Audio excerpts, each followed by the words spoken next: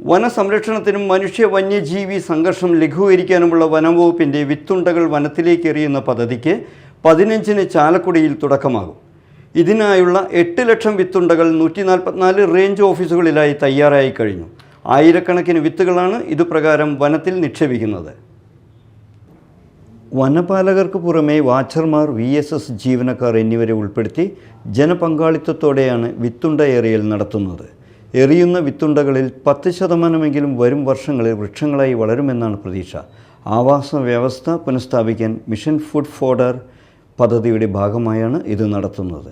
വാഴച്ചാൽ ഡിവിഷനിൽ ചുഴിമേട്, മുക്കുംപുഴ എന്നിവിടങ്ങളിലും ചാലക്കുടി ഡിവിഷനിലെ പാലപ്പിള്ളി, മുപ്ലിയം, വരന്തരപ്പിള്ളി, ചായ്പൻകുഴി എന്നിവിടങ്ങളിലുമാണ് ഫുഡ് ഫോഡർ പദ്ധതി നടപ്പിലാക്കുന്നത്.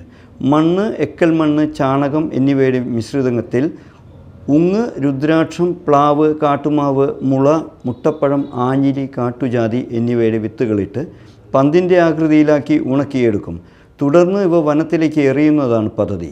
ഇങ്ങനെ വളർന്നു വരുന്ന ബലവൃക്ഷങ്ങളിലെ കായ്കനികൾ വന്യജീവികൾക്ക് ഭക്ഷണമാവുകയും അതുവഴി മനുഷ്യ വന്യജീവി സംഘർഷം ലഘൂകരിക്കാനാകുമെന്നുമാണ് കണക്കുകൂട്ടൽ. ആയിരക്കണക്കിന് വിത്തുകളാണ് ഇതുപ്രകാരം വനത്തിൽ നിക്ഷേപിക്കുന്നത്.